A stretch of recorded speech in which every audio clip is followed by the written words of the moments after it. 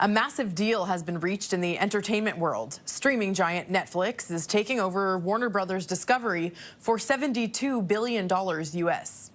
The acquisition gives Netflix access to a vast film catalog and the prestigious streaming service HBO Max. It's the largest consolidation deal in the entertainment industry since Disney's $71 billion takeover of Fox in 2019.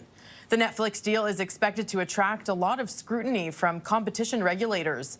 Both Netflix and Warner Discovery say the deal likely won't be finalized until 2027. With me now to discuss is media and tech analyst Mohit Rajhans. Good morning. Thank you for joining us. Good morning. Good morning.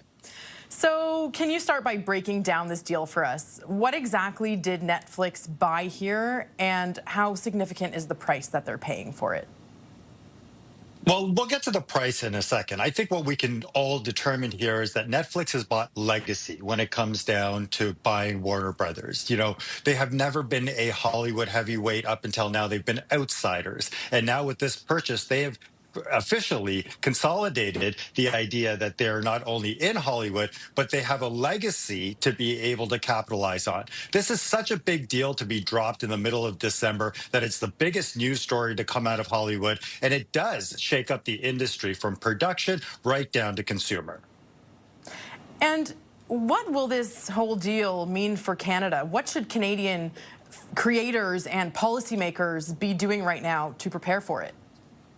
So I think what we have is three different things that are happening with this relationship shakeup. On one hand, the consumer who subscribes to things from Warner Brothers, et cetera, is probably wondering, oh no, are all of my programs going to suddenly be on Netflix? Will I have to get multiple subscriptions? That's not going to shake out until 2027, 2028. So you have nothing to worry about if you're a subscriber to Warner Brothers related products like HBO, et cetera. Where people should be worried a little bit more is that the box office side of cinema, et cetera, hasn't really recovered since COVID. And this is a clear sign that Netflix is going to definitely be a heavyweight in Hollywood for a very long time. And they're not waiting for the box office to recover in order for people to understand that there is really a lot of creative energy in Hollywood and a lot of IP that they're going to leverage. Meaning, think about this. They're going to do video games now. They're going to do immersive. They're going to do interactive. And they've got a direct relationship with consumers at home. And that's exactly what Netflix is going to leverage here. We should also note that Crave, which has a lot of HBO content, is property of Bell Media, which is also the owner of CTV News. Now, could this deal shrink theatrical release windows, or do you think maybe it could help save them? No, Lauren, I think that's what the big outcry is for Hollywood right now. A lot of producers who have legacy relationships with studios like Warner Brothers are worried that Netflix isn't going to make an effort to rebuild a cinema that actually theatrical releases that have actually suffered immensely since COVID and have never really had a big bounce back. I think this is a clear indication that streaming giants have a big say right now in what happens in Hollywood, and they're definitely not going to go away. They're leveraging a lot of money right now, Netflix is, and betting on the fact that Warner Brothers content is a legacy play, and they're going to be able to use that legacy content to connect with their consumers for years to come. Now, this will take some time. We won't actually see this deal come to fruition until 2027. But what is your final takeaway here? Are we optimistic about the deal, or should we be concerned about it?